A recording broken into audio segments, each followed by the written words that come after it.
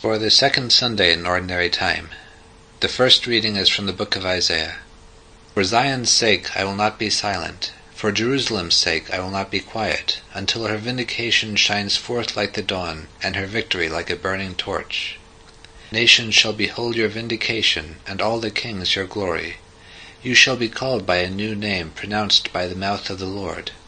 You shall be a glorious crown in the hand of the Lord, a royal diadem held by your God.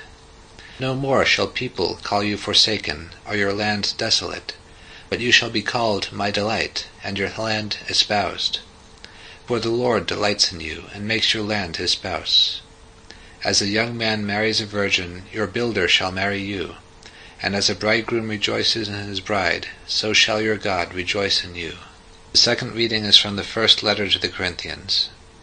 Brothers and sisters, there are different kinds of spiritual gifts, but the same Spirit. There are different forms of service, but the same Lord. There are different workings, but the same God who produces all of them in everyone. To each individual the manifestation of the Spirit is given for some benefit. To one is given through the Spirit the expression of wisdom, to another the expression of knowledge according to the same Spirit, to another faith by the same Spirit, to another gifts of healing by the one Spirit, to another mighty deeds, to another prophecy, to another discernment of spirits, to another varieties of tongues, to another interpretation of tongues. But one and the same Spirit produces all of these, distributing them individually to each person as he wishes. The Lord be with you. A reading from the Holy Gospel according to John. There was a wedding at Cana in Galilee, and the mother of Jesus was there. Jesus and his disciples were also invited to the wedding. When the wine ran short, the mother of Jesus said to him, "They have no wine." He said to her, "Woman, how does your concern affect me? My hour has not yet come." His mother said to the servers, "Do whatever he tells you." Now there were 6 stone water jars there for Jewish ceremonial washings, each holding 20 to 30 gallons. Jesus told them, "Fill the jars with water." So they filled them to the brim. Then he told them, "Draw some out now and take it to the head waiter." So they took it. And when the head waiter tasted the water that had become wine, without knowing where it came from, although the servers who had drawn the water knew, the head waiter called the bridegroom and said to him, "Everyone serves good wine first, and then when people have drunk freely, an inferior one. But you have kept the good wine until now." Jesus did this as the beginning of his signs at Cana in Galilee, and so revealed his glory, and his disciples began to believe in him. The Gospel of the Lord.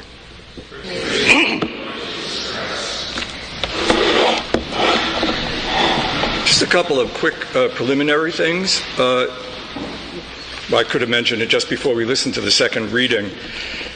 There's something particularly contemporarily important about that reading from Corinthians. And that is that not only does he talk about the many gifts, the thing I was trying to get myself and all of us to think about ourselves in this deeper sense, if you would, that who I am and what I am is actually for the sake of not only myself, but of the others, so fulfilling in the lives of other people the mystery of Christ. That's why we're here. But the other reason that he wrote about it is that this community, which was obviously filled with different kinds of human and spiritual gifts, was terribly riven by hostilities and they were against one another. I'm sure there are elegant ways to say that, but they had lots of conflicts and stuff, almost exactly like the church today.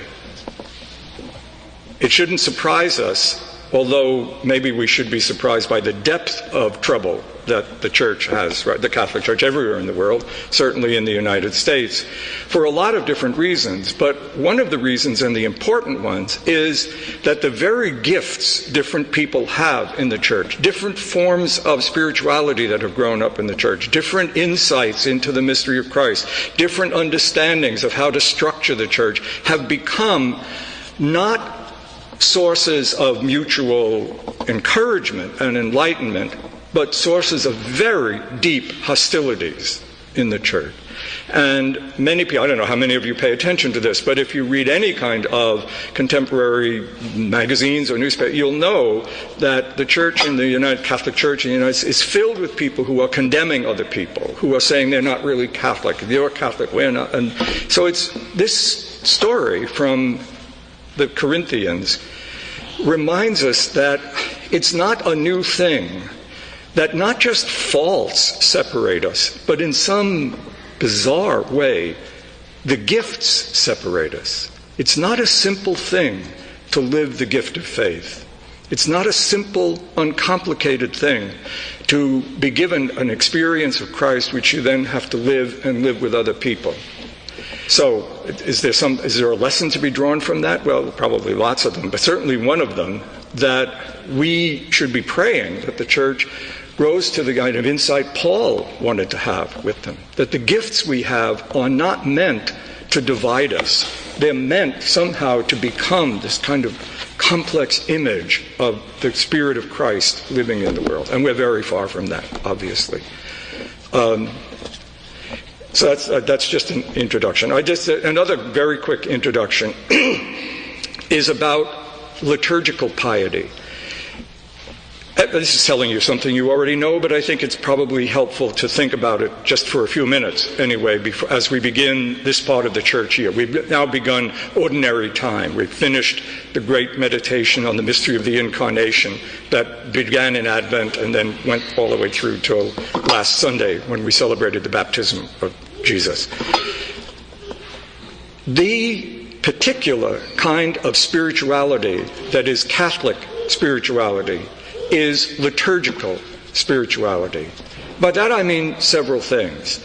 That whatever form of prayer, personal prayer I practice, and there are many of them, as you know, there's oral prayer, there's meditative prayer, there's silent prayer, there's sacred reading, whatever form of prayer I practice, whatever state my spiritual life is in, whatever kind of way I express my commitment to Christ, my accompanying Christ as the risen Christ, as his disciple, whatever effect I try to have in the world. And they're very varied. Obviously, they're varied for everybody in here. Whatever those personal spiritual lives are, they all, in Catholic spirituality, converge at the Eucharist. They converge at the Eucharist not only because they are the way that I become part of this Eucharistic prayer, which is the prayer of all of us with Christ, but they also converge at the Eucharist because in the Eucharist, we are capable, we can encounter the inner truth and power and vitality of that personal spiritual life that each of us is living aside from here. The particular form of spirituality, people say, I'm very spiritual. That's good, but you should be. I mean, religion without spirituality is pretty dead. But if you're a Catholic, your spirituality, whatever particular way it forms, given your psychology and your age and your interests and your gifts and your fears and all the rest of it, make up human life, all converge here. And I have to live them in a way that I recognize that they converge here. And I come to the Eucharist to pray it together with Christ and to find gradually over the months and years in this experience of the risen Christ in the Eucharist, the source of this personal spiritual life that I live not only by myself, but as Paul points out, with others, finding a way to combine our gifts. There's another thing about liturgical spirituality, and that is the rhythm of the liturgical year. That through the course of the year, those who put together the readings for the liturgy, for the Mass that we listen to over the course of 3 years on Sundays, try to bring to us different insights. My personal spiritual life is not just what interests me, or not just what I know, or not just what not just what God is doing in me, but it is the life of the whole community. It is the mystery of Christ carried through centuries by the community. And we're offered in these readings these kinds of insights. So the point of the readings in liturgical piety is that it opens up possibilities of a deeper experience of the mystery of Christ, of the mystery of my own baptism, of the mystery of my own gift of love for others, of the presence of Christ's Spirit in me, which I believe in. So, ordinary time is the time in the liturgical year, we meditate year after year on the enormous mysteries, the incarnation, the mystery of the death and resurrection of Christ, the sending of the Holy Spirit, the presence of these great mysteries that are at the heart of our imagination of what it is to be a human being who believes in Jesus Christ, the risen Lord. Ordinary time explores the dimensions of those mysteries in ordinary life, in what goes on with us. And this is the first Sunday, basically, of ordinary time. And I think it's significant that they chose these readings. I've already talked enough about the second reading, I think, to see why it is significant that at the very beginning of thinking about our life together, about my own life and what it means and what I'm going to do this year and how I'm going to live this and what's sort of happening, that we think about it as given to me, the complex amount, it could be an ordinary gift, it could be a particular spiritual gift, given to me to be shared. It's a sign of your vocation, my baptismal vocation. I have been baptized into Christ for the sake of the community and the world, just as Christ, Jesus, lived for the sake of the community he formed and the world. So I've said enough about that. I just want to talk for a little bit, because it's important, about the gospel reading. And it's significant that they picked this. This is a year that most of the gospel readings are going to be about Luke. Why did they start with this particular reading from John's gospel? There are reasons for that are particular to John's gospel. This is not a story about, John does not tell this story, which is at the very beginning. This is the beginning right near the beginning of the second chapter of his gospel. He doesn't tell it because this is going to be part of a kind of biography of Jesus that goes on. He tells it because it is a kind of icon of the whole thing, the whole mystery. For John, for the writer of John's gospel, the reality of salvation, that is to say, the reality of the communion, this deep communion between God and human beings that was suggested in the first reading, in those really wonderful but kind of weird passages where God is portrayed as saying to Israel, who has betrayed him, who has been in other parts of it called a whore because of going over other gods, calls her a virgin whom he espouses, this intimate communion between God and people, which is at the heart of all of the longings and restlessnesses really in our life, though we don't frequently recognize it. For John, it's already there. It's already done. It's done at the beginning of the gospel. It's done because Jesus is the Word made flesh. How does John's gospel begin? Not with the birth of Jesus, not with the Annunciation, as it does in Luke and Matthew. In the beginning was the Word, and the Word was with God, and the Word was God. And the Word became flesh and dwelt among us. And we saw his glory. It's going to be played out. It's going to reach its climax in the glorification that is Jesus' death. When I am raised up, I will draw all reality to myself. The death of Jesus in John's gospel is not a tragedy. It's not pain. It is the final revelation of who God is. Because the word glory in Scripture means they use the word glory, the glory of God, to express a kind of felt presence of this loving, guiding, powerful mystery. God's glory was revealed when the Red Sea parted. God's glory was revealed when they were fed, when there was no food in the desert. God's glory was revealed when Moses was able to see him face to face. This experience, a felt presence of this infinite, accompanying, loving, powerful mystery.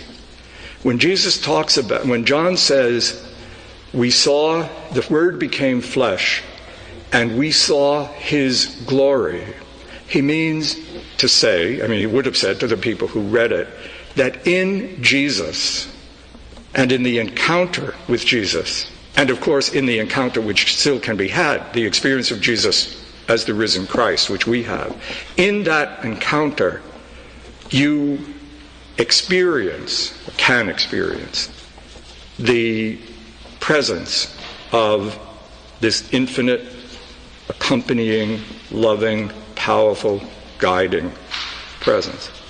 And what allows you to do that is that you live your experiences as what John calls signs.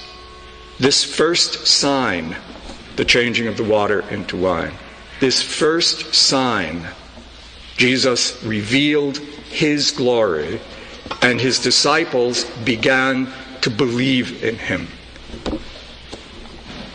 You see why it's a story about a wedding? Obviously, right? From all the way back, and it looks all the way back to God's glory revealed when he married Israel in the desert. It's a wedding story. But it's also a story about something radically new. The water of that first wedding needs to be changed into the wine of the new covenant, of the new presence of Christ. You hear that word wine, you obviously think, wine, water into wine into blood flowing from Christ. It's the wine of the Eucharist, the blood of the Eucharist. Why the Eucharist is a wedding feast, a meal. But it's also set in a wedding. It's also, besides being set in a wedding, it's also an expression of Jesus revealing the enormous abundance of this presence. The amount of wine that is supposedly produced there is exaggerated to the extreme. Gallons and gallons and gallons and gallons of wine. It's a sign of the superabundance. It's a story about the last age, the final accomplishment of what creation is about. That is to say, that it should become part of the life of God, that it should fulfill itself in being itself with God. This is the deepest Christian imagination of human life. And for John, it's already there. It's all there. Because in the beginning was the Word, and the Word became flesh. And in Jesus, the story of God is completely expressed. He becomes the story of God. It will be totally, finally expressed in human terms when he dies. When his gift of himself to the Father, his trusting love, is offered to us. Excuse me. So this place in John's Gospel, there are going to be lots more signs. They are not only signs which refer to the past. This is the last point I want to make. It's not only signs that refer to the past, to the story of God's revealing of himself all through his life with the Jews, but they are also signs that refer to the future. That is to say, they refer in our terms to the sacramental life, to the world as sacrament. Just as I don't know if any of you were at Mass last week. I hope you were. But if you were, you probably heard somebody talk about the fact that it was very odd that Jesus should be baptized, right? He wasn't sinful. This was a baptism of conversion and things like that. And one of the reasons why the story of the baptism is kept and told over and over again is, and the fathers say this often, in entering the water, he baptized the water. That is to say, this water became, any water, becomes, especially when it's blessed, becomes the presence of God, the presence of Christ. Christ's identifying himself with our sin. He was not sinful, he identified himself with sinners, and the water then becomes that which allows our sin to identify itself with Christ, and that's why we baptize people. And again, these signs that John talks about look not only to the past, but to the future, to our life. And the sacrament of the water made wine becomes the sacrament of the Eucharist. It's the place where Christ is present in your life, my life, all the time, in all sorts of ways, and in ways particular to my life. But in the Eucharist, all of those stories that we brought here become part of the wedding banquet, the eschatological banquet, the promise of what our lives really will be. And so we bring these gifts, failed, wounded, lived. We bring them with thanksgiving. We bring them with contrition, open help, and we take from here the power of Christ. They become part of the wine of Christ, or the wine of Christ becomes part of our life. So we live ourselves, those people who live marriages, and if we had a lot of time, you probably think we have too much time taken already. If we had a lot of time, you would obviously start thinking about those of you who are living the sacrament of marriage. Right? Marriage, you can live into marriage in a way where you discover in it this mystery that it is a sign of the presence of Christ. In the Eucharistic prayer that I'm going to use today, there will be a part where it says to the Father at the very beginning, and so you brought people from throughout the world so that a perfect offering may be made to the glory of your name. Notice what that means now. That is, that we become the felt presence of this infinite, loving, accompanying, guiding power. We become the signs of God's reality in the world.